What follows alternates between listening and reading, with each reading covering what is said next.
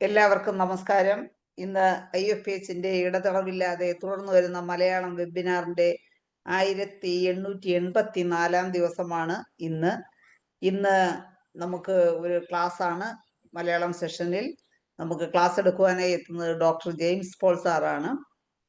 Sir ഇന്ന് നമുക്ക് എടുക്കുന്ന വിഷയം ക്യാൻസറും ഹോമിയോപ്പതി ചികിത്സയും അറിയേണ്ടതെല്ലാം എന്നാണ് ഇന്നത്തെ വിഷയം.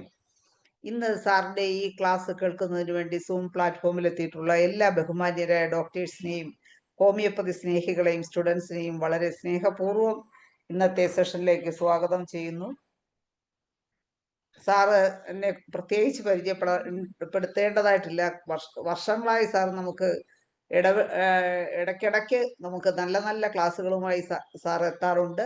സാർ ഗവൺമെന്റ് ഡിപ്പാർട്ട്മെന്റിൽ ചീഫ് മെഡിക്കൽ ഓഫീസറായി റിട്ടയർ ചെയ്ത വ്യക്തിത്വമാണ്. അദ്ദേഹം നമ്മുടെ അസുഖത്തിന്റെ ഡയഗ്നോസിസിൽ അഗ്രഗണ്യൻ എന്നറിയപ്പെടുന്നു.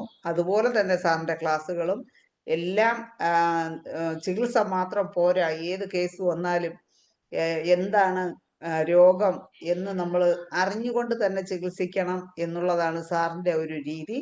അതുപോലെ തന്നെ വ്യക്തമായി സാറ് ചികിത്സ ഡയഗ്നോസിസിനെ കുറിച്ചെല്ലാം നമുക്ക് പറഞ്ഞു തരാറുണ്ട്.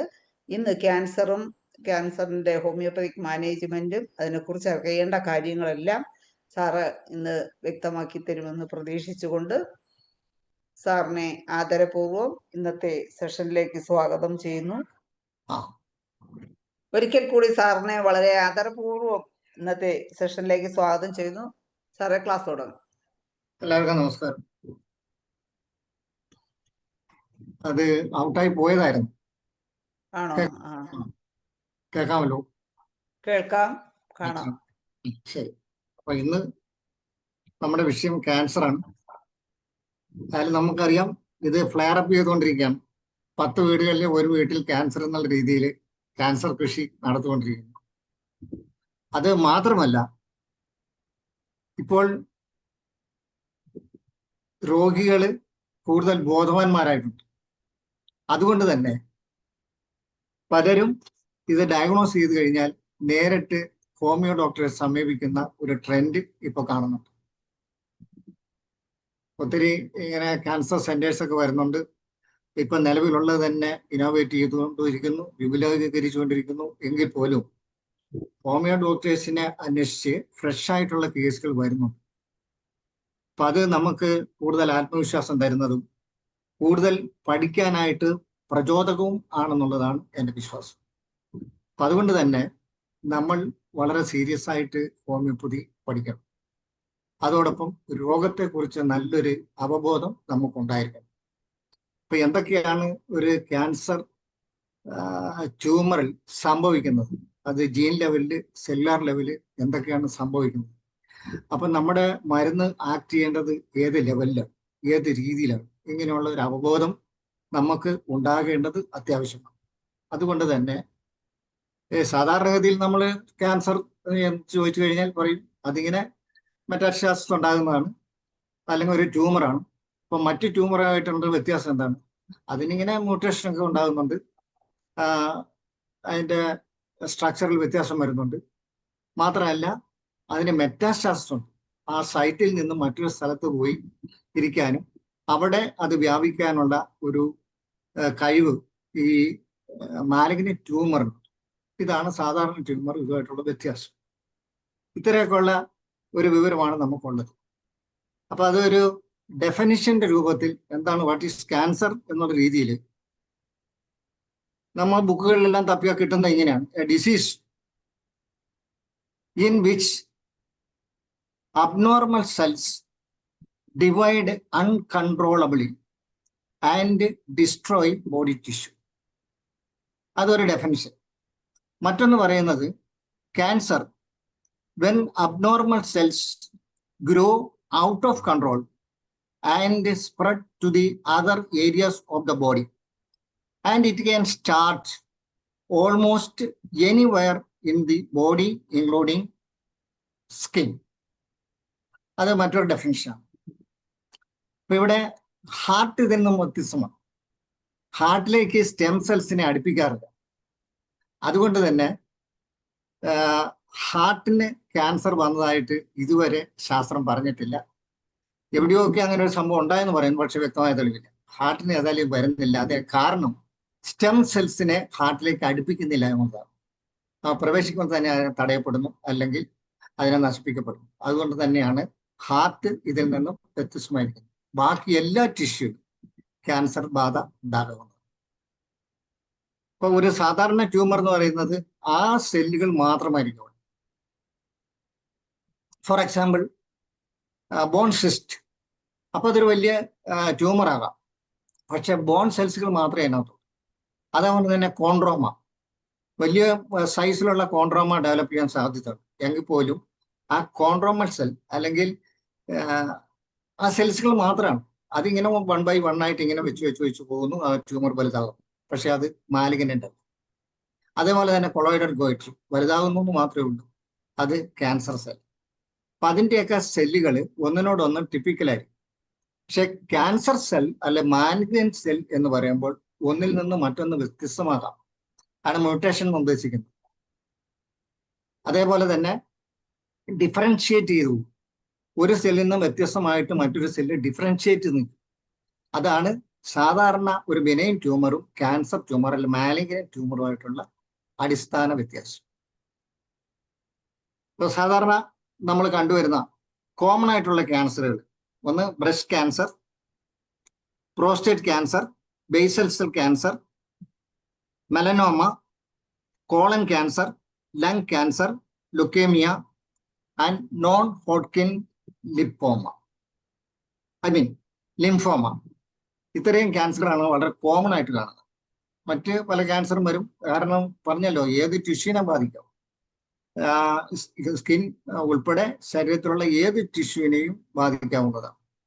അപ്പം ബ്രെയിനിൽ ബാധിക്കാം, സ്കിന്നിനെ ബാധിക്കാം, മറ്റ് എക്സെപ്റ്റ് ഹാർട്ട്. ഹാർട്ടിനെ സ്റ്റെം സെൽസിനെ അങ്ങനെ അടുപ്പിക്കാത്തത് കൊണ്ട് ഹാർട്ട് അതിൽ നിന്ന് രക്ഷപ്പെട്ട് നിൽക്കുകയാണ്. Okay, how to start cancer. ഒരു ക്യാൻസർ ഒരു വ്യക്തിയിൽ സ്റ്റാർട്ട് ചെയ്യപ്പെടുന്നത് എങ്ങനെ? അത് എന്തോ അവശബ്ദം വന്നു, അതുകൊണ്ട് ചോദിച്ചെന്നേ ഉള്ളൂ. When a gene which deformed or damaged, that cell become damaged. ഒരു ജീനിന് ഡാമേജ് സംഭവിച്ചു കഴിഞ്ഞാൽ ആ സെല്ലിന് സ്വാഭാവികമായിട്ടും ഡാമേജ് സംഭവിക്കും. അപ്പൊ സാധാരണഗതിയിൽ ഈ സെൽ ഡിവിഷൻ നടക്കുമ്പോൾ ആ വളർച്ച എത്തിക്കഴിഞ്ഞാൽ 120 ദിവസം അല്ലെ 4 മാസം എത്തിക്കഴിയുമ്പോൾ സ്വാഭാവികമായിട്ട് ആ സെല്ല് മരിച്ചു പോകുന്നു, അല്ലെങ്കിൽ അത് ഇമ്മ്യൂൺ സിസ്റ്റം അതിനെ നശിപ്പിക്കുന്നു, ഡിസ്ട്രോയ് ചെയ്യും. അങ്ങനെയാണ് ശരീരത്തിൽ സാധാരണ സംഭവിക്കുന്നത്. അതൊരു കൺട്രോൾഡ് ഫിനോമിനയാണ്. അപ്പൊ ഇതിൽ നിന്ന് വ്യത്യസ്തമായി ഒരു ജീൻ അല്ലെങ്കിൽ ഡാമേജ് ആയിട്ടുള്ള ജീൻ അല്ലെ DNA, അപ്പൊ സ്വാഭാവികമായിട്ടും ആ സെല്ലും ഡാമേജ് ആവും. ഈ സെല്ല് ഡിവൈഡ് ചെയ്യപ്പെടുന്നു, സ്വയമേവ ഡിവൈഡ് ചെയ്യപ്പെടും. അങ്ങനെ ഒരു ഡിവൈഡ് ചെയ്യപ്പെടുന്നു, മറ്റ് സെല്ലുകളെ ഇൻഡ്യൂസ് ചെയ്യുന്നു, പ്രേരിപ്പിക്കുന്നു. ആ രീതിയിൽ ഇത് ഡിവൈഡ് ചെയ്യുകയും ഒരു സൈറ്റില് അത് കടിച്ചു നിൽക്കുകയും അല്ലെങ്കിൽ ഒട്ടി നിൽക്കുകയും ചെയ്യും. അങ്ങനെയാണ് ഇതിന്റെ ഫസ്റ്റ് ക്യാൻസർ ഇൻ സിത്തു ഉണ്ടാകുന്നത്.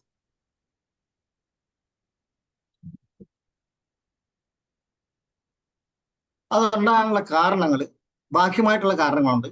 അതൊന്ന് പ്രധാനമായിട്ടും ലൈഫ് സ്റ്റൈലാണ്. പ്രത്യേകിച്ച് ഒത്തിരി ടെൻഷനാണ് ഇതിന്റെ മെയിൻ കാരണം. പലരും ഇങ്ങനെ എന്താണ് കാരണം എന്ന് അന്വേഷിച്ച് നടക്കുന്നുണ്ടെങ്കിലും physical, chemical and mental irritation എന്ന് പറഞ്ഞു കഴിഞ്ഞാൽ ഏറ്റവും കൂടുതൽ മാനസിക വ്യത വർഷങ്ങളായിട്ട് അനുഭവിക്കുന്നവരിലാണ് ക്യാൻസർ കണ്ടു വരുന്നത്. യാതൊരു സംശയമില്ല. പിന്നെ വർഷങ്ങളായിട്ടുള്ളവരുടെ മനോവ്യത, സ്ട്രെസ്, ടെൻഷൻ, അത് കുടുംബപരമാകാം, അയാളുടെ വ്യക്തിപരമാകാം. ഇതാണ് ഇതിന്റെ ബേസ്. അപ്പോൾ ഈ സ്ട്രെസ്സും സ്ട്രെയിനും ഉണ്ടാകുമ്പോൾ കൂടുതൽ ഡാമേജ് ഈ DNA അല്ലെ ജീൻ ലെവലിൽ സംഭവിക്കുന്നു. അതല്ലാതെ നമ്മൾ ഇമ്മ്യൂൺ സിസ്റ്റം എടുത്തു കഴിഞ്ഞപ്പോൾ അത് നമ്മൾ വളരെ വിശദമായിട്ട് പറഞ്ഞ ചർച്ച ചെയ്ത ഒരു കാര്യമാണ്. ഇപ്പൊ സ്ട്രെസ് ആണ് ഇതിന്റെ മെയിൻ പിന്നിൽ കിടക്കുന്നത്, അതിന് യാതൊരു സംശയമില്ല.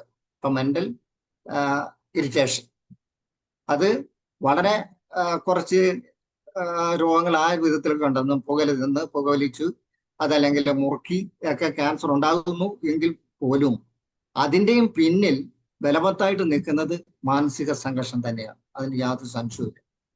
അപ്പൊ സ്വാഭാവികമായിട്ട് ചോദിക്കാം, വരുന്നുണ്ട് ചൈൽഡ് ഹുഡ് ക്യാൻസേഴ്സ് ഒക്കെ വരുന്നുണ്ട്, ബ്ലഡ് ക്യാൻസർ, അങ്ങനെ ലിംഫോമ ഒക്കെ ചൈൽഡ്ഹുഡിൽ വരുന്നുണ്ട്.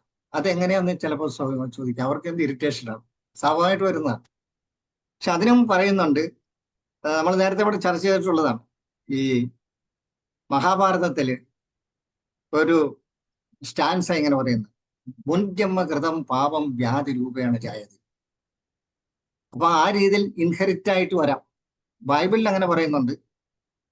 വിലാപം എന്ന ഭാഗത്ത്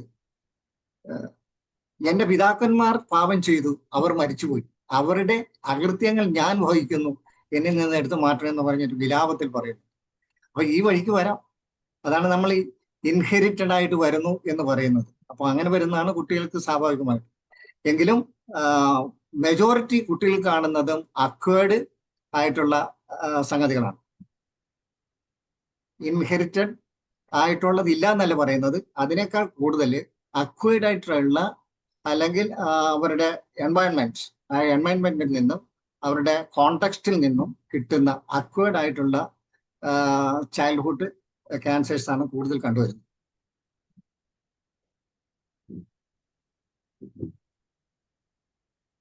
what happen in cellular level, നമ്മളിപ്പോൾ ചർച്ച ചെയ്ത സംഭവമാണ്. സെല്ലുലാർ ലെവൽ സംഭവിച്ചത് അല്ലെങ്കിൽ മ്യൂട്ടേഷൻ സംഭവിച്ച അല്ല ജീൻ ഡാമേജ് വന്ന DNA ആ സെല്ല് ഉൾപ്പെടെ എവിടെയെങ്കിലും ട്രാവൽ ചെയ്ത് അതല്ലെങ്കിൽ അതിന് പറ്റിയ ഒരു എൻവയൺമെന്റ് കിട്ടിക്കഴിഞ്ഞാൽ അത് അവിടെ ഒട്ടിപ്പിടിച്ച് അത് ഒരു ചെറിയ ട്യൂമറായിട്ട് ഡെവലപ്പ് ചെയ്യുന്നു. പക്ഷെ ഇതിങ്ങനെ പെട്ടെന്ന് സംഭവിക്കുന്ന കാര്യങ്ങളൊന്നുമല്ല. വർഷങ്ങൾ 20-30 വർഷം കൊണ്ടാണ് ആ ക്യാൻസർ രൂപപ്പെട്ട് അത് സിംറ്റംസ് പ്രൊഡ്യൂസ് ചെയ്യുന്നത്. അതുവരെ അത് ഇങ്ങനെ റുഡിമെന്ററി സ്റ്റേജിൽ ഇരുന്നെന്ന് വരാം.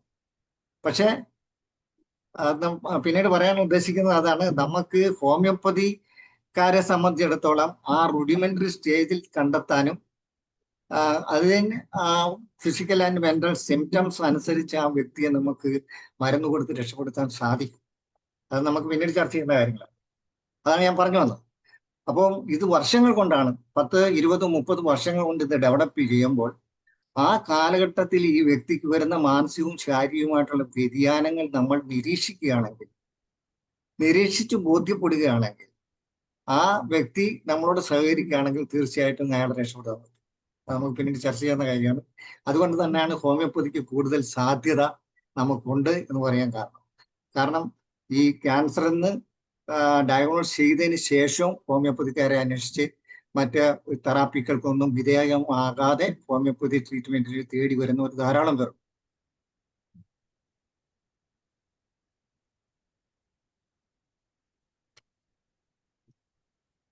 ദെൻ സെല്ലുലാർ ലെവലിലാണ് എന്തെല്ലാമാണ് സംഭവിക്കുന്നത്. നമ്മൾ പറഞ്ഞ് ജീനിനും സംഭവിക്കുന്ന അല്ല DNA-ക്ക് സംഭവിക്കുന്ന ക്ഷതം ഏറ്റവും കൂടുതൽ അൾട്രാവയലറ്റ് കൊണ്ടുണ്ടാകാം, കോസ്മിക് റേസിൽ നിന്നുണ്ടാകാം, പിന്നെ മറ്റ് സർക്കംസ്റ്റൻസസ് ഓർ എൻവയൺമെന്റ്. ഒരു സെല്ലിനെ സംബന്ധിച്ചിടത്തോളം അതിന് മൈക്രോ എൻവയൺമെന്റ് എന്നാണ് പറയുന്നത്. Physical, chemical, biological environment. അത് ഈ നോർമൽ ആയിട്ട് സർവൈവ് ചെയ്യുവാൻ സാധിക്കാതെ വരുമ്പോൾ ആ സെല്ല് അല്ലെ DNA ഡാമേജ്ഡ് ആകും. അങ്ങനെ ഡിഫോംഡ് ആയിട്ടുള്ള ആ സെല്ലുകൾ വളർച്ച അല്ലെ ഡിവിഷൻ ഉണ്ടാകുകയും അങ്ങനെ ട്യൂമർ രൂപപ്പെടും.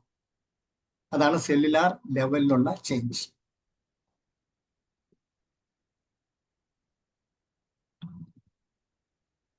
എന്തെങ്കിലും സംശയങ്ങൾ ഉണ്ടെങ്കിൽ ആ ഓരോ പാർട്ടിൽ അത് നോട്ട് ചെയ്ത് വെച്ച് കഴിഞ്ഞാൽ നമുക്ക് ലാസ്റ്റ് ചർച്ച ചെയ്യാം എന്ന് വിചാരിക്കുന്നു. അതെല്ലാം ഓരോ ഭാഗത്തും ഇങ്ങനെ ഇത് ആൻസർ ചെയ്തു പോയി കഴിഞ്ഞാൽ നമുക്ക് സമയം ഉണ്ടാകില്ല എന്ന് വിചാരിക്കുന്നു. Then inherited gene.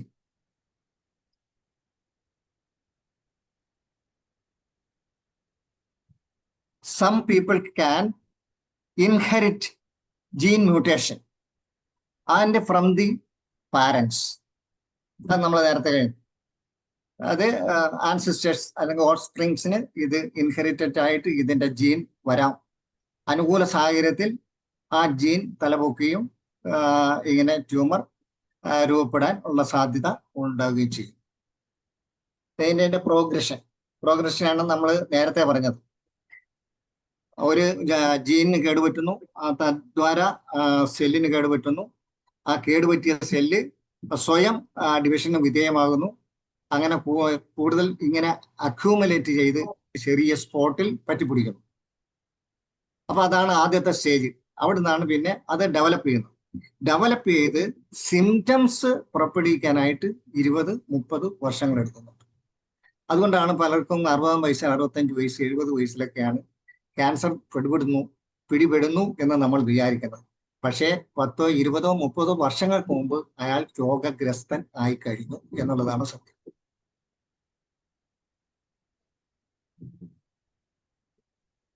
Then warning symptoms. അത് ഒരു സ്റ്റേജിലേക്ക് വന്നു കഴിയുമ്പോഴാണ് ഇത്രയും സിംറ്റംസ് നമ്മൾ കാണുന്നത്.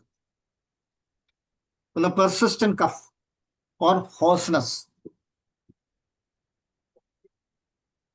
Change in warts or mole, ഒരു വാട്ടോ ഒരു മോളോ അതിന് ചേഞ്ച് കാണുക, അതിന്റെ സ്ട്രക്ചറിന് അതല്ലെങ്കിൽ നിറത്തിന് വ്യത്യാസം കാണുക പെട്ടെന്ന്. Then lump in the breast or thickness anywhere in the body.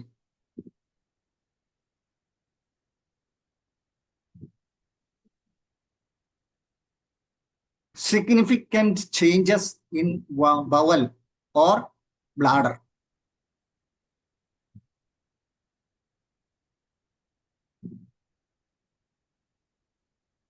Difficult swallowing.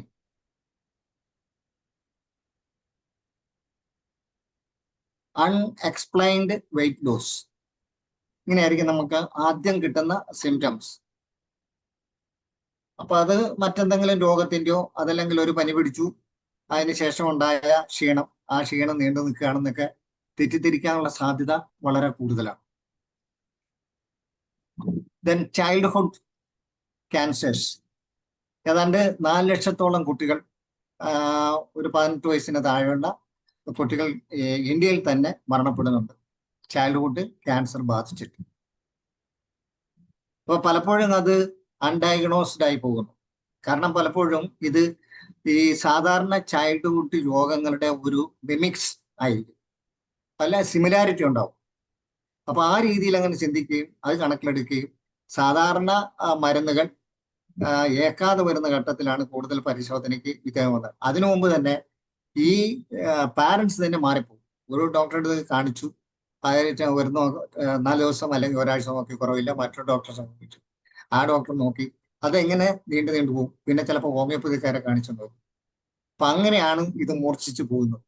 ഈ സാധാരണ ചൈൽഡ്ഹുഡ് രോഗങ്ങളാണ് അല്ലെങ്കിൽ സിംറ്റംസ് ആണെന്ന് തെറ്റിദ്ധരിച്ചാണ് ഇത് അൺഡയഗ്നോസ്ഡ് ആയിട്ട് പോകാൻ കാരണം.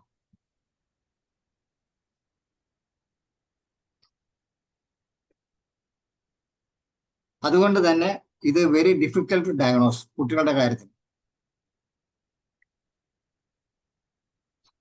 സാധാരണ കാണുന്ന സിംറ്റംസ് ഇതൊക്കെ ആയിരിക്കും. ഒരു low level fever, continuous fever, അല്ലെങ്കിൽ weight loss, dull headache, but persistent ആയിട്ടുള്ള ഹെഡേക്ക്. കുട്ടി ദിവസവും പറയുന്ന ഒരു ചെറിയ തലവേദന ഇങ്ങനെ പറഞ്ഞുകൊണ്ടിരിക്കും. പക്ഷെ പിന്നെ 5 മിനിറ്റ് 10 മിനിറ്റ് കഴിഞ്ഞാൽ കൊച്ച് കളിയിൽ ഏർപ്പെടും. അതുകൊണ്ട് പലപ്പോഴും ശ്രദ്ധിക്കാതെ പോകുന്നു. അതുപോലെ ചേഞ്ച് ഇൻ ഐ, കുട്ടികളെ സംബന്ധിച്ചിടത്തോളം വളരെ നേരത്തെ തന്നെ പ്രത്യക്ഷപ്പെടുന്നതാണ്.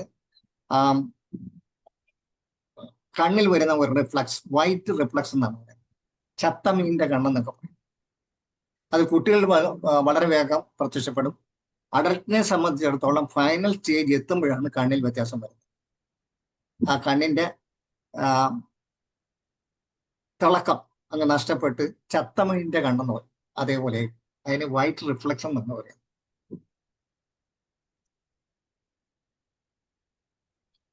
കുട്ടികളുണ്ടാകുന്ന കോമൺ ടൈപ്പ് രോഗങ്ങൾ ഒന്ന് എല്ലാവർക്കും അറിയാം, ലുക്കേമിയാണ്. പിന്നെ ബ്രെയിൻ ട്യൂമേഴ്സ്.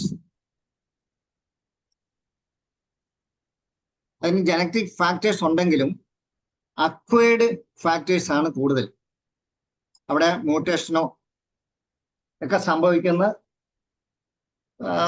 ആ കുട്ടിയുടെ അല്ലെങ്കിൽ ആ കുടുംബത്തിലുള്ള മെമ്പേഴ്സിന്റെ ജീവിത രീതി, അല്ലെങ്കിൽ കുട്ടികളുടെ പരിപാലനത്തിൽ വരുന്ന കുറവ്, അല്ലെങ്കിൽ കുട്ടിക്ക് ഏതെങ്കിലും റേഡിയേഷനോ കെമിക്കൽസോ അദ്ദേഹത്തിന് ആ രീതിയിലുള്ള എക്സ്പോഷർ ഉണ്ടാകുക, ഇതെല്ലാം ഇതിന് വഴിയൊരുക്കും.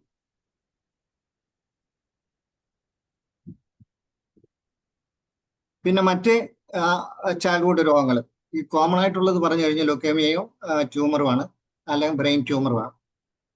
പിന്നെ അസാധാരണമായിട്ടുണ്ടാകുന്ന ഒന്നാണ് Hodgkin disease or Hodgkin lymphoma and non Hodgkin lymphoma. Then retinoblastoma, കണ്ണിനുണ്ടാകുന്ന ക്യാൻസർ രോഗം. ദെൻ വിംസ് ട്യൂമർ, കിഡ്നിക്കുണ്ടാകുന്ന മാലിഗ്നൻസി ചൈൽഡ്ഹുഡിൽ. ഹോഡ്കിൻ ഡിസീസ് അല്ലെ Hodgkin lymphoma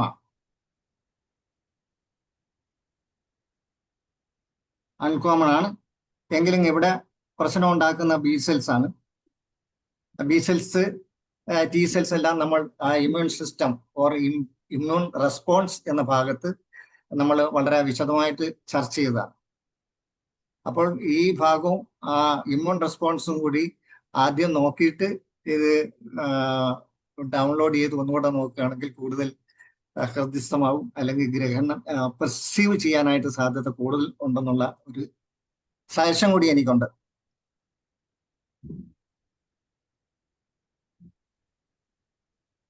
Hodgkin lymphoma, a type of cancer in childhood, and affect immune system, especially white cells, that is V lymphocytes. അതിനെയാണ് ഇത് കൂടുതൽ ബാധിക്കുന്നത്. അതിന്റെ symptom painless swelling of lymph nodes, fatigue, fever, night sweat and weight loss. അപ്പൊ ഇത് പലപ്പോഴും നമ്മൾ ignore ചെയ്തു പോകാനായിട്ട് സാധ്യത കൂടുതലാണ്. അതുകൊണ്ടാണ് പ്രത്യേകം പറയുന്നത്. സാറിന് ചൈൽഡ്ഹുഡിൽ കാണുന്നതാണ് ഇതെല്ലാം. ദെൻ നോൺ ഹോഡ്കിൻ ലിംഫോമ, അതൊരു ഗ്രൂപ്പ് ഓഫ് ബ്ലഡ് ക്യാൻസറാണ്. കാരണം ഗ്രൂപ്പ് എന്ന് പറയാനായിട്ട് മറ്റേ വൈറ്റ് സെൽസിനെയാണ് ബാധിക്കുന്നത് എങ്കിൽ ഇത് മറ്റ് സെല്ലുകളെല്ലാം, ഈസിനോഫിൽസ്, മോണോസൈറ്റ്സ്, ഇതിനെയൊക്കെ ബാധിക്കാം. അപ്പൊ ചിലപ്പോൾ എല്ലാത്തിനെയും ബാധിച്ചു വരും, അല്ലെങ്കിൽ ഒരു ഗ്രൂപ്പിനെ മാത്രം ബാധിച്ചു വരും. അതുകൊണ്ടാണ് ഗ്രൂപ്പ് ഓഫ് ക്യാൻസേഴ്സ് എന്ന് പറയാനായിട്ട് കാരണം. അതിന്റെ സിംറ്റംസ് അവിടെയും swollen lymph nodes, fever, drenching sweat at night, weight loss, abdominal pain, fatigue, chest pain, itching all over the body.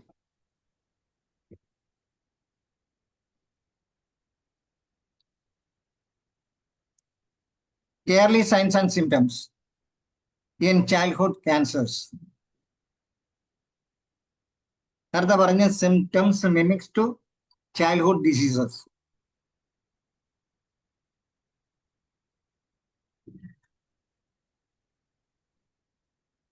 Prolonged low fever, not respond to ordinary treatment,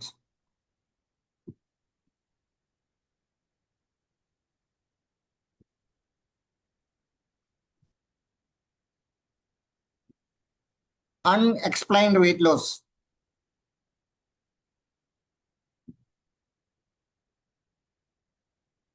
anorexia, persistent dull headache, early morning vomiting,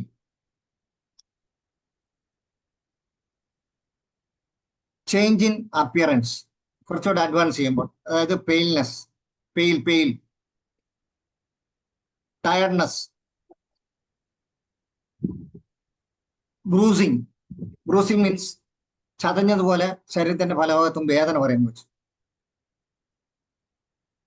ചിലപ്പോൾ blue പാച്ചസും ഉണ്ടാവും.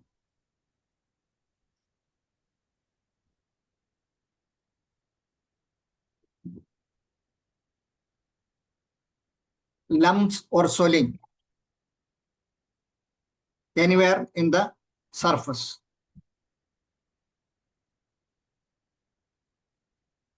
Bleeding or discharges.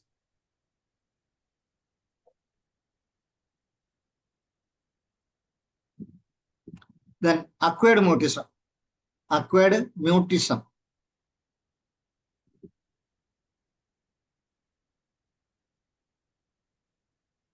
Alternation or damage in DNA that develops after birth and are and not inherited. They occur in a single cell. And this damage or alternation occur in a single cell and pass to descendants, not offspring.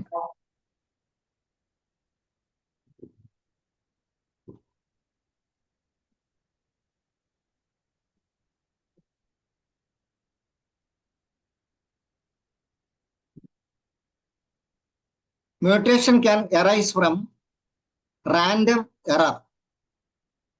Error means in a copying.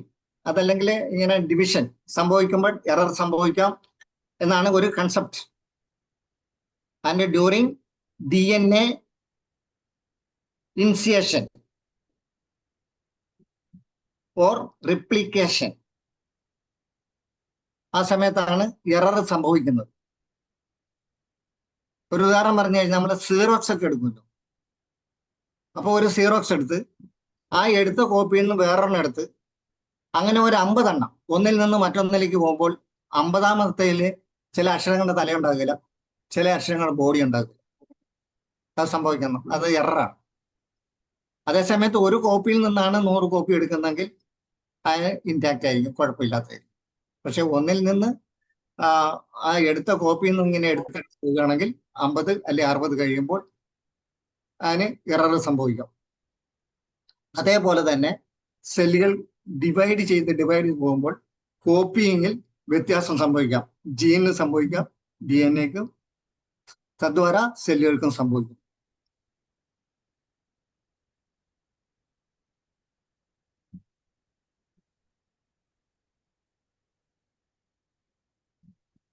ഈ acquired mutation സംഭവിക്കുന്ന ഒരു പ്രധാന ഘടകം ultraviolet എന്ന് പറയപ്പെടുന്നു, അല്ലെങ്കിൽ മറ്റ് cosmic rays. പിന്നെ നമ്മുടെ diet and regiment, life style, ഇതെല്ലാം ഇതിന് കാരണമാകുന്നു. Acquired mutation. How mutation occur? ഒന്ന് സെല്ലുലാർ ഇറർ, നമ്മൾ നേരത്തെ പറഞ്ഞത്, ഈ കോപ്പി ചെയ്യപ്പെടുമ്പോൾ ഉണ്ടാകാവുന്ന ഇറർ. ദെൻ എൻവയോൺമെന്റ്, കുട്ടികളുടെ പരിതസ്ഥിതി എന്നാണ് ഉദ്ദേശിക്കുന്നത്. അത് ഒരു സെല്ലിനെ സംബന്ധിച്ചിടത്തോളം മൈക്രോ എൻവയോൺമെന്റ് എന്നാണ്. ഒരു DNA അല്ലെങ്കിൽ ഒരു സെല്ലിനെ സംബന്ധിച്ചിടത്തോളം മൈക്രോ എൻവയോൺമെന്റ് ആണ്. കുട്ടിയെ സംബന്ധിച്ചിടത്തോളം അല്ലെങ്കിൽ ഒരു വ്യക്തിയെ സംബന്ധിച്ചിടത്തോളം എൻവയോൺമെന്റ് എന്നാണ് പറയുക.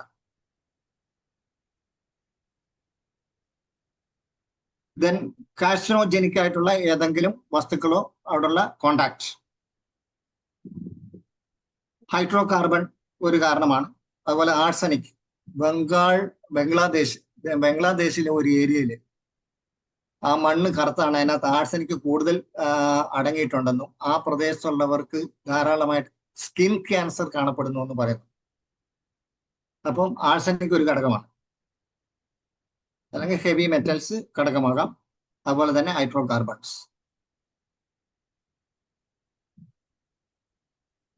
ദെൻ വൈറസിന്റെ അടുപ്പിച്ചിട്ടുള്ള ഇൻഫെക്ഷൻ, വൈറൽ ഇൻഫെക്ഷൻ, ഫ്രീക്വന്റ് ആയിട്ട് വൈറൽ ഇൻഫെക്ഷൻ വന്നു കഴിഞ്ഞാൽ ഈ ഡാമേജ് ഇൻഡ്യൂസ് ചെയ്യാനുള്ള ഒരു പ്രവണത കാണുന്നുണ്ട്. ഇമ്മ്യൂൺ റെസ്പോൺസ് നമ്മൾ വിശകലനം ചെയ്ത സമയത്തും പറയുന്നുണ്ടായിരുന്നു, ബാക്ടീരിയൽ ഓർ വൈറസ് ഇൻഫെക്ഷൻ അത് ഫ്രീക്വന്റ് ആയിട്ട് ഉണ്ടാകുകയാണെങ്കിൽ ഈ ഇമ്മ്യൂൺ സിസ്റ്റത്തിന് ഒരു കൺഫ്യൂഷൻ ഉണ്ടാകാൻ സാധ്യതയുണ്ടെന്നും അങ്ങനെ ഓട്ടോഇമ്യൂൺ ഡിസീസിന് ബീജാപാപം നടത്താനുള്ള സാധ്യതകളുണ്ടെന്നും നമ്മൾ ചർച്ച ചെയ്തതാണ്. അപ്പൊ ഇമ്മ്യൂൺ റെസ്പോൺസ് ആ ഭാഗം ഒന്ന് ഡൗൺലോഡ് ചെയ്ത് നോക്കുന്നത് നന്നായിരിക്കും.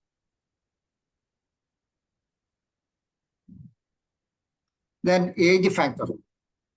നേരത്തെ പറഞ്ഞു ഞങ്ങൾ 60, 65, 70 വയസ്സിലായിരിക്കും പലപ്പോഴും ഇതിന്റെ സിംറ്റംസ് മുഴുവൻ പുറത്ത് കാണുന്നതും കൂടുതൽ അന്വേഷണങ്ങൾ നടത്തുന്നതും ഇൻവെസ്റ്റിഗേഷൻ നടത്തുന്നതും അവസാനം ഡയഗ്നോസ് ചെയ്യുന്നതും. അപ്പം ഈ ഏജ് ഫാക്ടർ എന്ന് ഉദ്ദേശിച്ചത്, ഇപ്പം ആദ്യം പറഞ്ഞ് ഡാമേജ് വന്ന ഒരു സെല്ല്, ആ സെല്ല് സ്വയം ഡിവൈഡ് ചെയ്യാൻ ഡിവിഷന് വിധേയമാകുന്നു. അപ്പൊ അതിന് കൂടുതൽ സഹായിക്കുന്നത് സ്റ്റെം സെൽസ് ആണ്. നമ്മൾ നേരത്തെ പറയുന്നുണ്ട് സ്റ്റെം സെൽസ് എന്ന് പറയുമ്പോൾ ഒരു വികൃതി കുട്ടിയെ പോലെയാണ്. വികൃതി കുട്ടി എന്ന് പറയാൻ കാരണം അത് സ്വയം ഡിവിഷന് വിധേയമാകും. അതേപോലെ തന്നെ അതിന് അതിൻ്റെ സ്ട്രക്ചർ, സ്വഭാവം ഇതെല്ലാം സ്വയം മാറാനായിട്ട് കഴിവുള്ള ഇതാണ് സ്റ്റെം സെൽസ്. അതുകൊണ്ടാണ് ഇന്ന് പരീക്ഷണങ്ങൾ പലതും നടന്നുകൊണ്ടിരിക്കുന്നത്. ഇപ്പം നെർവ് സിസ്റ്റത്തിന് ഡാമേജ് വന്നു കഴിഞ്ഞാൽ ആ ഭാഗത്ത് ഈ സ്റ്റെം സെൽസ് കയറ്റി അതേപോലെ തന്നെ പുനർനിർമ്മിക്കാൻ അല്ലെങ്കിൽ റീജനറേറ്റ് ചെയ്യാൻ സാധ്യതയുണ്ടോ. അതുപോലെ തന്നെ സ്പൈനൽ കോഡിന് കേടുവന്നു കഴിഞ്ഞാൽ ഈ സ്റ്റെം സെൽസ് ഉപയോഗിച്ച് അത് റീജനറേറ്റ് ചെയ്യാൻ സാധ്യതയുണ്ടോ എന്നുള്ള അന്വേഷണങ്ങൾ നടന്നുകൊണ്ടിരിക്കുകയാണ്. ഏതായാലും സ്റ്റെം സെല്ല് ഒരു വികൃതി കുറ്റിയാണ്. അതുകൊണ്ടാണ് നേരത്തെ പറഞ്ഞ പോലെ ഹാർട്ടിലേക്ക് അടുപ്പിക്കാത്തതാണ്. അപ്പൊ അവിടെ ഈ വന്നു കൂടി ഒരു ട്യൂമർ ഉണ്ടാക്കിയില്ലെങ്കിൽ പോലും ഒരു പേസ് മേക്കർ ഉണ്ടാക്കും ചിലപ്പോൾ. അവിടെ ഇരുന്നെ പേസ് മേക്കർ ഉണ്ടായി കഴിഞ്ഞാൽ എന്തായിരിക്കും അവസ്ഥ? ഹാർട്ട് ബീറ്റ് അതിന്റെ എണ്ണം കൂടും, അതിന്റെ താളം തെറ്റും.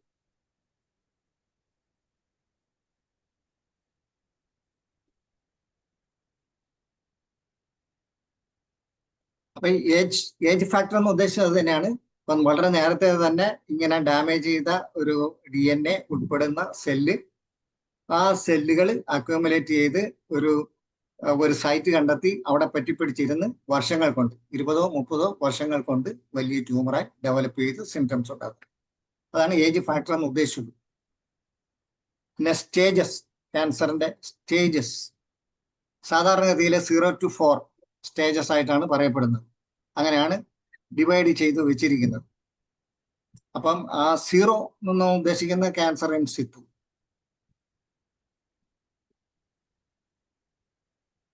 ഇവിടെ പ്രത്യേകിച്ച് സിംറ്റംസ് ഒന്നും ഉണ്ടാകണമെന്നില്ല.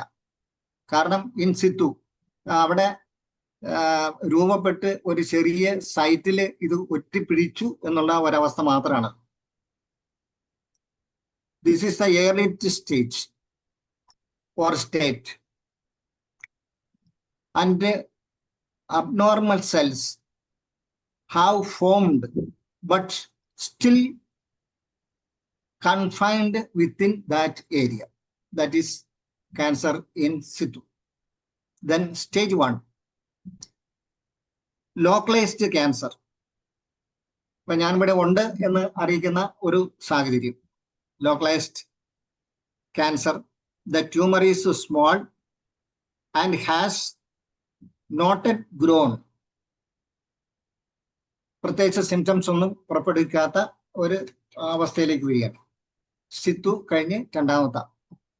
Then stage 2, tumor grown larger than stage 1st and may have started to spread into nearby tissue. That is stage 2. Stage 3, that is locally advanced a tumor is larger than stage 2 and try to spread neighboring tissues or organ.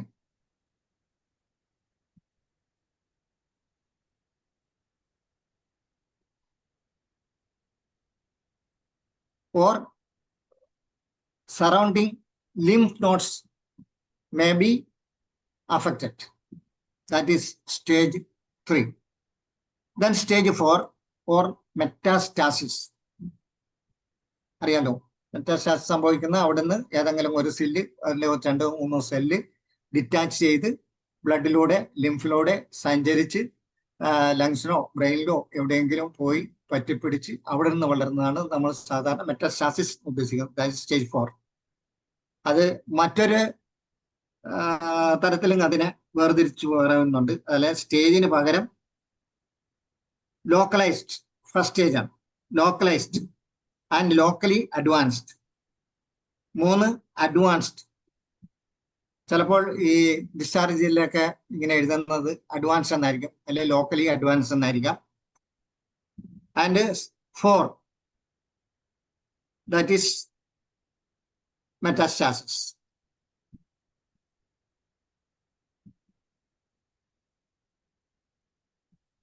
അല്ലെങ്കിൽ secondary എന്ന് പറയും. Stage 4 metastasis or secondary. How metastasis take place? Breakaway, that is 1 or 2 cells break away from the primary site, enter into the bloodstream or lymph. Then the survival. പറഞ്ഞാൽ ഈ cancer സെൽസിനെ immune system പിടികൂടും, ഒന്നാലും destroy ചെയ്യും, അതെങ്കിൽ destroy ചെയ്ത് അതിനെ നശിപ്പിക്കുകയാണ്. അപ്പം ബഹുഭൂരിപക്ഷം നീങ്ങുന്ന primary സൈറ്റിൽ നിന്ന് നീങ്ങുന്ന സെല്ലുകളെ ഡിസ്ട്രോയ് ചെയ്യുന്നു അല്ലെ നശിപ്പിക്കുന്നു. അവിടെ ഇമ്മ്യൂൺ സിസ്റ്റം ശക്തമാണെങ്കിൽ ഇത് ലക്ഷ്യസ്ഥാനത്തേക്ക് എത്തുന്നില്ല, ഇടയ്ക്ക് വെച്ച് തീർന്നു പോകും. ചിലതെങ്കിലും അവിടുന്ന് സർവൈവ് ചെയ്ത് ട്രാവൽ ചെയ്ത് മറ്റൊരു സൈറ്റിൽ ചെന്നെത്തും. അതിനാണ് നമ്മൾ മെറ്റാസ്റ്റാസിസ് എന്ന് ഉദ്ദേശിക്കുന്നത്. അവിടെ ചെന്ന് ഒരു കോളനി സ്ഥാപിക്കുകയാണ്. ഇങ്ങനെ ഡാമേജ് ആയിട്ടുള്ള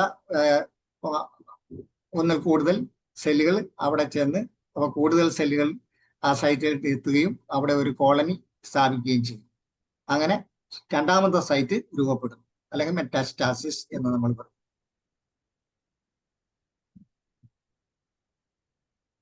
tissue changes in stage 4. Tissue changes അതൊന്ന് ലങ്സിലാണെങ്കിൽ അറിയാലോ, ലങ്സിന്റെ കപ്പാസിറ്റി കുറയും, അത് വോളിയം കുറയും. കാരണം ഇവിടെ അത് ഓക്യുപ്പൈ ചെയ്യുന്നു.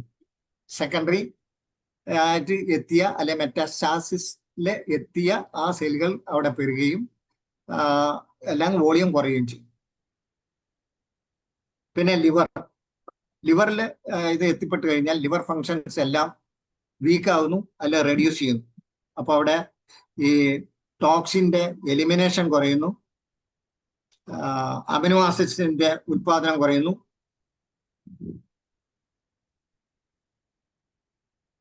ബിലിറൂബിൻ ഒരുപക്ഷെ കൂടുതൽ അവിടുന്ന് പ്രവഹിക്കുന്നു. ഇത്രയും സംഭവം ലിവറിനെ ബാധിച്ചാലുണ്ടാവും. അപ്പോൾ ലിവർ ചെയ്യേണ്ട ഫങ്ഷൻസ് എല്ലാം റെഡ്യൂസ് ചെയ്യപ്പെടുന്നു അല്ലെ സ്റ്റോപ്പ് ചെയ്യപ്പെടുന്നു.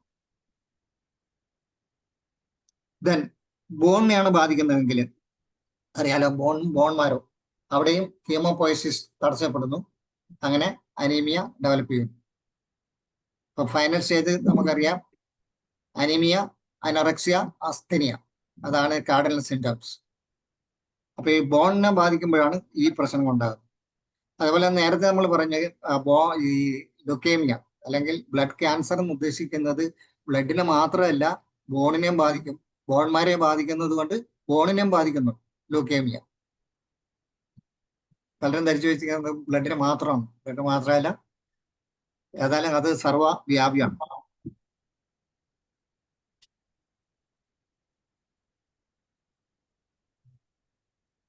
ദെൻ ബ്രെയിനിനെ ബാധിച്ചു കഴിഞ്ഞാൽ നമുക്ക് നേരത്തെ ചർച്ച ചെയ്തതാണ്. കൺഫ്യൂഷൻ എന്ന് നമ്മളൊരു ഭാഗം ഇവിടെ ചർച്ച ചെയ്തിരുന്നു. അതിൽ വളരെ വ്യക്തമായിട്ട് ബ്രെയിൻ ട്യൂമർ വന്നാൽ എന്തൊക്കെയാണ് സംഭവിക്കുന്നത് നമ്മൾ ചർച്ച ചെയ്ത വിഷയമാണ്. അതുകൊണ്ടത് then malignant ulcer.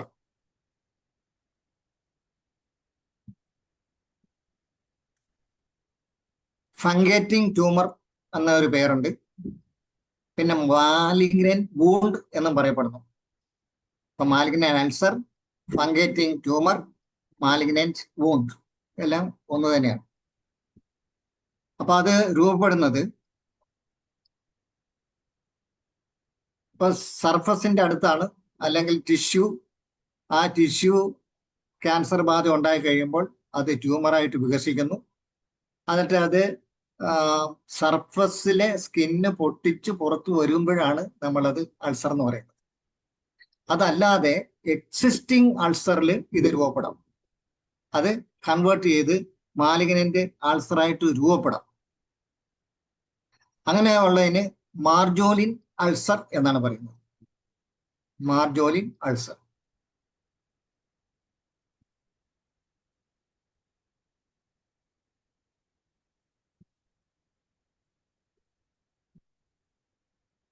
How to ulceration. Ulceration രൂപപ്പെടുന്നത്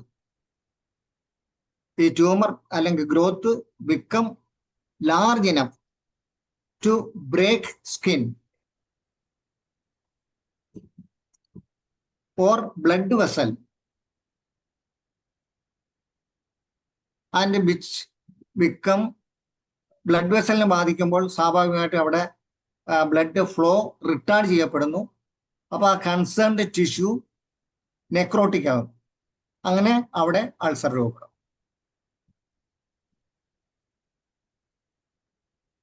then character. Malignant അൾസറിന്റെ character non healing,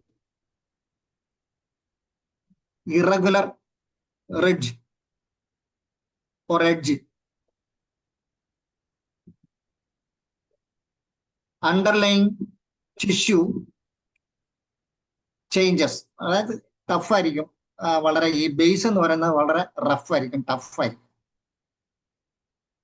അതേപോലെ തന്നെ നമ്മൾ കാണുന്ന മുകൾ കാണുന്ന ഭാഗം, ഫോർ എക്സാമ്പിൾ ഒരു രൂപവട്ടത്തിലാണ് കാണുന്നതെങ്കിൽ വളരെയധികം വിസ്തൃതമായിരിക്കും അതിന്റെ ബേസ്. ബേസ് എന്ന് പറഞ്ഞാൽ സ്കിന്നിന്റെ താഴെ ഒത്തിരി നെക്രോട്ടിക് ഏരിയ വളരെ കൂടുതലായിരിക്കും.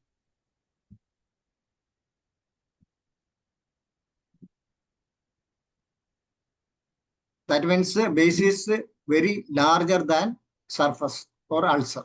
നമ്മൾ മേലെ കാണുന്ന അൾസറിനേക്കാൾ വളരെ വളരെ വ്യാപ്തിയുള്ളതായിരിക്കും താഴെയുള്ള അതിന്റെ base. Differentiation and mutation in malignant tumor. ഇതാണ് ഇതിന്റെ വളരെ പ്രധാനപ്പെട്ട സംഭവം. Differentiation and mutation. ഡിഫറൻസിയേഷൻ മനസ്സിലാകുമെന്ന് വിചാരിക്കും. നമ്മുടെ എംബ്രിയോ അതിന് 3 ലെയറാണ്. അത് എക്ടോഡേം എന്നാണ് പറയുന്നത്, mesoderm and endoderm.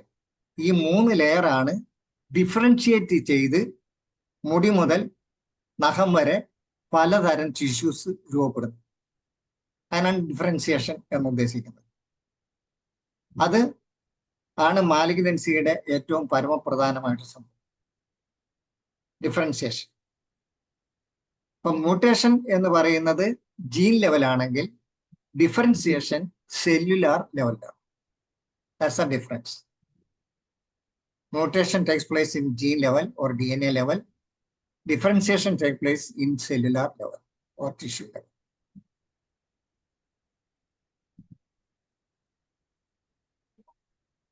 Differentiation refer to tumors level of similarity to the normal mutation or mutated cell if originated from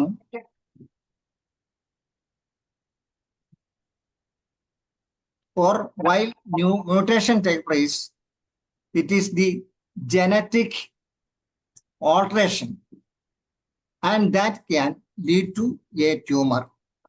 That means loss of differentiation, loss of normal differentiation. അവിടെ altered or defective differentiation ആണ് സംഭവിക്കുന്നത്. Okay. Tumors often show a block in the differentiation, which retain the quality of differentiation.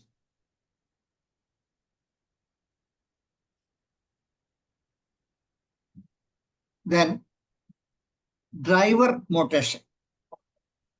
Driver എന്ന് ഇവിടെ ഉദ്ദേശിക്കുന്നത് a moment from the equilibrium. അതായത് ഒരു മോമെന്റം അവിടെ ഉണ്ടാക്കുന്നുള്ളത്. Driver എന്നവിടെ ഉദ്ദേശിക്കുന്നത് ഒരു ഫോഴ്സ് വിച്ച് മൂവ്, അല്ലെങ്കിൽ ഒരു ആക്ഷന്, അതല്ലെങ്കിൽ ഒരു റിഫോർമേഷന്, ഒരു ഡാമേജിന് ഒരു ഫോഴ്സ് കൊടുക്കുക.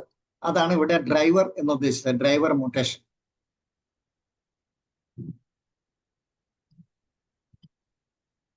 Driver mutation are very crucial for the tumor's initiation. Tumor രൂപപ്പെടുന്നതിന് ഈ മ്യൂട്ടേഷൻ, ഐ മീൻ ഈ ഡ്രൈവർ അല്ലെങ്കിൽ ഒരു ഫോഴ്സ്, ആ മൊമെന്റത്തിൽ നിന്ന് ഒരു വ്യതിയാനം, ഒരു അനക്കം ഉണ്ടാക്കാനായിട്ട് ഒരു ഫോഴ്സ് വേണമെന്നാണ് ഇവിടെ ഉദ്ദേശിച്ചത്. അത് ചിലപ്പോൾ എക്സ്റ്റേണൽ ഫോഴ്സ് ആക്കാം, ഓർ ഹെറിറ്ററി ക്യാരക്ടറിൽ നിന്ന് കിട്ടിയതാകാം.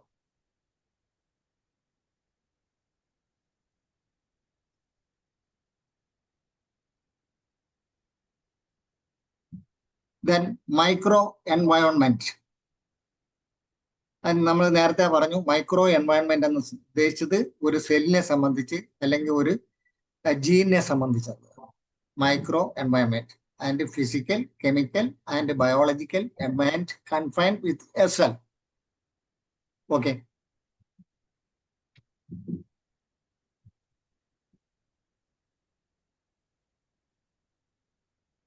Then differentiation in tumor.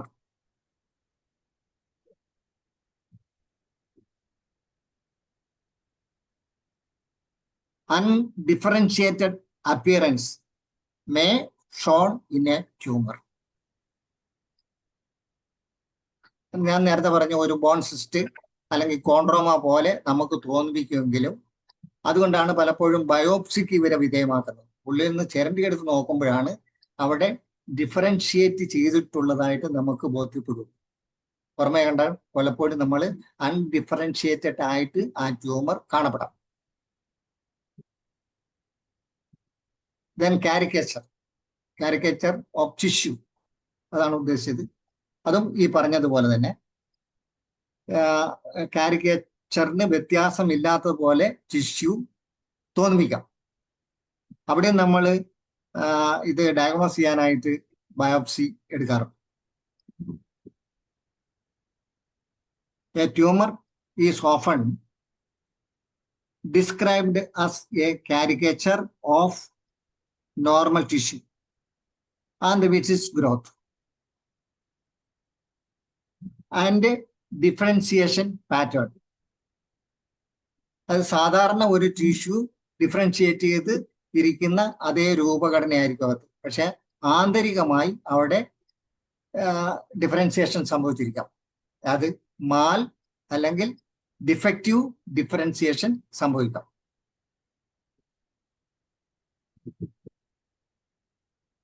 Then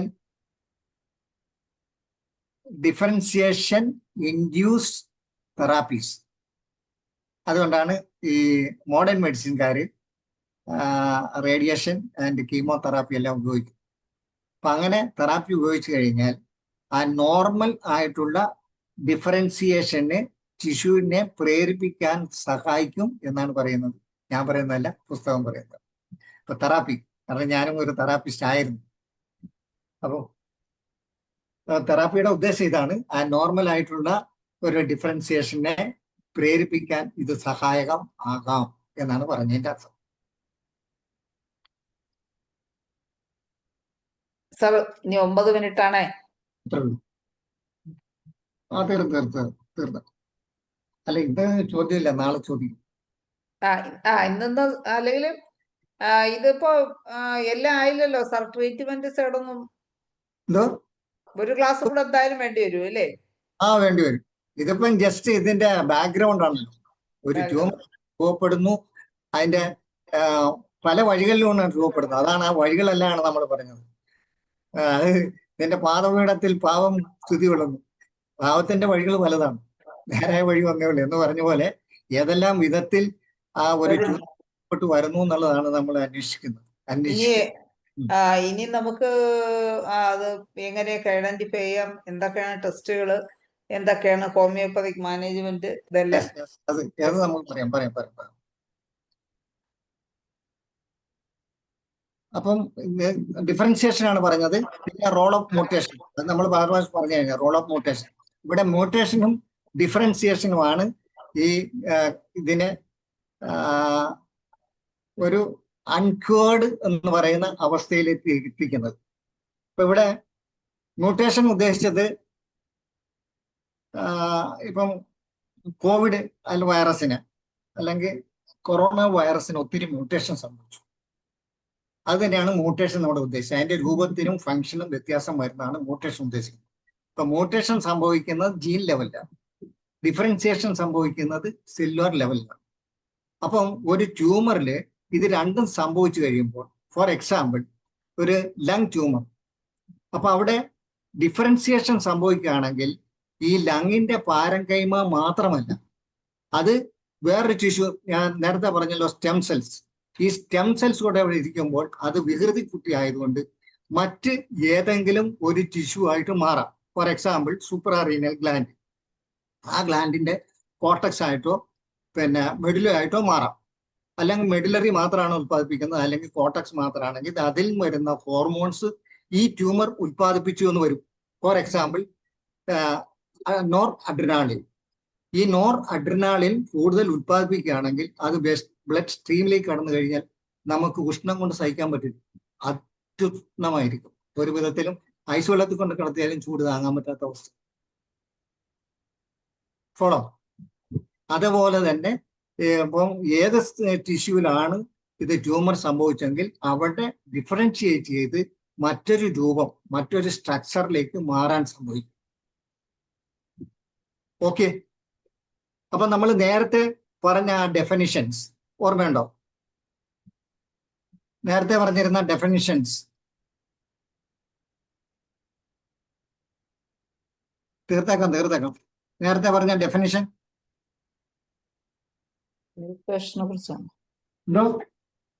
മ്യൂട്ടേഷനെ കുറിച്ചാണോ? അല്ലല്ല, definition. What is cancer? Cancer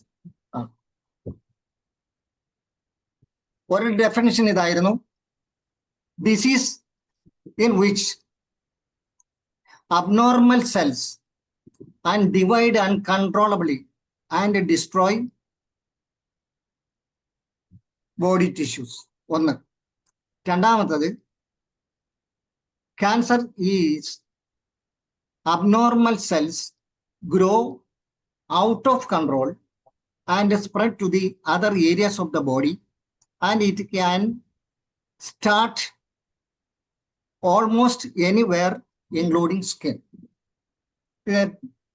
ഇപ്പൊ സാധാരണഗതിയിൽ നമ്മുടെ ഈ ഗ്രാജുവേറ്റ് ലെവൽ BAMS ആണെങ്കിലും BHMS ആണെങ്കിലും MBBS ആണെങ്കിലും ആ ഗ്രാജുവേറ്റ് ലെവലിൽ ഏതൊരാളോട് ചോദിച്ചാലും ഇതായിരിക്കും നമുക്ക് കിട്ടുന്ന ആൻസർ. ഇപ്പൊ നമ്മൾ ഇത്രയും നേരം ഡിസ്കസ് ചെയ്തതിൽ നിന്ന് ക്യാൻസറിന് മറ്റൊരു ഡെഫിനിഷൻ പറയാൻ പറ്റുമോ?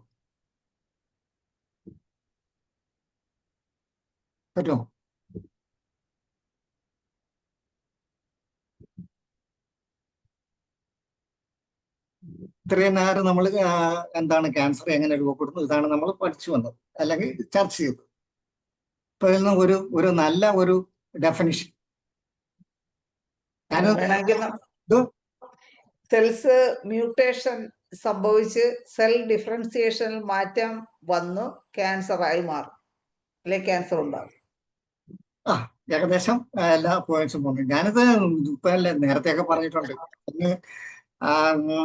2006 ഒരു സ്റ്റേറ്റ് ലെവൽ സെമിനാർ ഉണ്ടായിരുന്നു. അന്ന് നിലവിലുണ്ടായിരുന്ന CMOമാർക്കും സൂപ്രണ്ടുമാർക്കുമായിട്ട് ഒരു ക്ലാസ്, ഒരു 1 ഡേ ക്ലാസ് വെച്ചിരുന്നു എറണാകുളത്ത് വെച്ച്. അന്ന് ഞാനത് പറഞ്ഞിരുന്നു. പിന്നെ ഇത് ഈ ഫസ്റ്റ് ബാച്ച് MD സ്റ്റുഡൻസിന് ഞാനാണ് റെഡി റഹ്മാൻ, സുധീർ, രാജേന്ദ്രൻ, അങ്ങനെയുള്ള കുറച്ച് പേര്, 5 ആൺകുട്ടികളും 1 പെൺകുട്ടിയായിരുന്നു. അവർക്ക് റേഡിയോളജി ചെലുത്തിയാണ് അന്നും ഇത് ഞാൻ പറഞ്ഞിരുന്നു.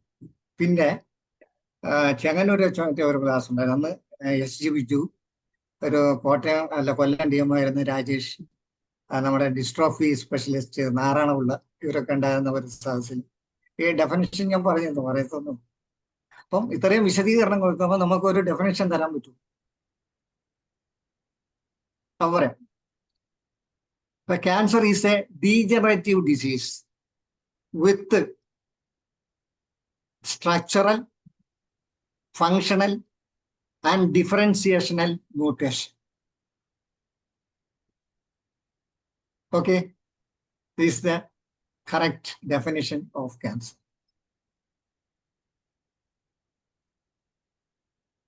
Follow. Okay. Yes. That is cancer. ഇനി എന്താണെന്ന് മനസ്സിലായി. ഇനി എങ്ങനെ നമുക്ക് സമീപിക്കാം, നാളെ അവസരം ഉണ്ടെങ്കിൽ നാളെ തന്നെ എടുക്കാം. തീർച്ചയായിട്ടും ധനേഷ് ഡോക്ടർ കേൾക്കുന്നുണ്ടാവും എന്ന് വിചാരിക്കുന്നത്. നാളെ തന്നെ ആയാൽ നമുക്ക് ഇതിനെ കുറിച്ച് ഒന്നും കൂടി ഒന്ന് ഫോളോ ചെയ്യാൻ പറ്റും. ഇന്ന് കേട്ടിട്ട് നാളെ തന്നെ ബാക്കിയാവുമ്പോ.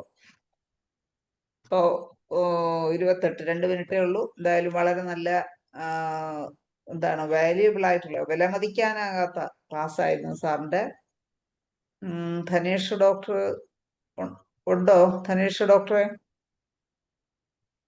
ധനേഷ് ഡോക്ടർ ഇല്ലെന്ന് തോന്നുന്നു. ഞാൻ തീർച്ചയായിട്ടും ധനേഷ് ഡോക്ടർ അറിയിക്കുന്നതാണ്. സാറ് കഴിവതും നാളെ വേറെ പ്രത്യേകിച്ച് അസൗകര്യം ആരെങ്കിലും വിളിച്ചിട്ടില്ല, ആരെങ്കിലും ആൾറെഡി ബുക്ക്ഡ് അല്ലെങ്കിൽ സാറ് തന്നെ നാളെ ഈ ക്ലാസ് എടുക്കണമെന്ന് തന്നെയാണ് എനിക്ക് പറയാനുള്ളത്. തീർച്ചയായിട്ടും അത് നന്നായിരിക്കും. അപ്പോൾ ഫോളോ ചെയ്യാൻ എളുപ്പമുണ്ട്. സാറ് ഇന്ന് ഈ ആവാത്ത ഈ ക്ലാസ് എടുത്ത സാറിന് നന്ദി പറയുന്നതിന് വേണ്ടി, നന്ദി പറഞ്ഞ് നമുക്ക് അവസാനിപ്പിക്കാനുള്ള സമയമുള്ള. ആർക്കെങ്കിലും എമർജൻസി എന്തെങ്കിലും ചോദിക്കാനുണ്ടോ? അതേ നാളെ ചോദിച്ചാൽ മതിയോ? എന്തെങ്കിലും സാറിനോട് പറയാനുണ്ടെങ്കിൽ പെട്ടെന്നൊന്ന് ഹാൻഡ് റൈസ് ചെയ്തോ, 1 മിനിറ്റ് തരുന്നതായിരിക്കും. ആരും ഹാൻഡ് റൈസ് ചെയ്യാത്ത സാഹചര്യത്തിൽ ആർക്കും ഒന്നും പറയാനില്ലെന്ന് വിചാരിക്കുന്നു. അമ്പാടിയമ്മയൊക്കെ ഉണ്ടല്ലോ. അമ്പാടിയമ്മയ്ക്ക് എന്തെങ്കിലും പറയാനുണ്ടോ? ഇല്ലെങ്കിൽ നമുക്ക് നന്ദി പ്രകാശിപ്പിക്കുന്നതിലേക്ക് കടക്കാം. സാറിന് നന്ദി പറയുന്നതിന് വേണ്ടി മറിയമ്മ ഡോക്ടറെ ക്ഷണിക്കുക.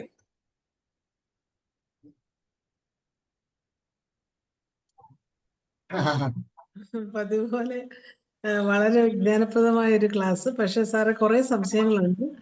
ഇനി എന്തായാലും നാളെ നമുക്ക് ചോദിക്കുന്നത്. സാറ് ധൃതി വെച്ച് പറഞ്ഞാലും പോരാ, ഇച്ചിരി ടഫായിരുന്നു തോന്നുന്നു. 2 വർഷം കൊണ്ട് പഠിക്കുന്നതാണ്. ആണെങ്കിലും കുറച്ച് വേർഡ്സ് ഒക്കെ നമുക്ക് ഒന്നുകൂടെ നാളെ കുറച്ച് കാര്യങ്ങൾ ചോദിക്കാം. ഇന്ന് നമുക്ക് സമയമില്ലാത്തത് കൊണ്ട് ഇന്ന് ചോദിക്കുന്നില്ല. എന്തായാലും വാസ്തവത്തിൽ സത്യം പറഞ്ഞാലും വളരെ വളരെ നല്ലൊരു ക്ലാസ് ആയിരുന്നു. കാരണം ഇത്രയും ഡീപ്പായിട്ടൊന്നും നമ്മളാരും ചിന്തിക്കുന്നില്ല. അത് ആദ്യം മുതലുള്ള കാര്യങ്ങൾ ഇത്ര കൃത്യമായിട്ട് ഞങ്ങൾക്ക് മനസ്സിലാകുന്ന രീതിയിൽ ഞങ്ങളെ പഠിപ്പിക്കുന്ന സാറിന് വളരെയധികം സ്നേഹത്തോടെ, വളരെയധികം ആദരവോടെയും നന്ദി അറിയിക്കുകയാണ്. നാളെ തന്നെ ഈ ക്ലാസ് ഞങ്ങൾ പ്രതീക്ഷിക്കുന്നു. സാർ എത്തണമെന്ന് അഭ്യർത്ഥിക്കുകയും ചെയ്യുന്നു. മോഡറേറ്റർ ഷൈല ഡോക്ടർക്കും ഇന്ന് ഈ വെബിനാറിൽ പങ്കെടുത്ത എല്ലാവർക്കും പ്രത്യേകം നന്ദി അറിയിക്കുന്നു. ഓക്കെ മറിയമ്മ ഡോക്ടറെ, വളരെ സന്തോഷം. മറിയമ്മ ഡോക്ടർക്കും പ്രത്യേകം നന്ദി അറിയിക്കുകയാണ്. മറിയമ്മ ഡോക്ടർ പറഞ്ഞ പോലെ എനിക്കും ഉണ്ട് ഒരു സംശയം. അത് സത്യത്തിൽ ചോദിക്കാൻ വിട്ടുപോയി. അതിന് നാളെ ചോദിക്കുക. വളരെ സന്തോഷം. സാറ് നാളെ കഴിവതും നാളെ തന്നെ വരുമെന്ന് പ്രതീക്ഷിച്ചുകൊണ്ട് സാറിന് എല്ലാവിധ ആശംസകളും നേർന്നുകൊണ്ട് നമ്മുടെ ക്ലാസ്സോട് അവസാനിപ്പിക്കുകയാണ്. എല്ലാവർക്കും നമസ്കാരം. ശുഭരാത്രി നേരുന്നു.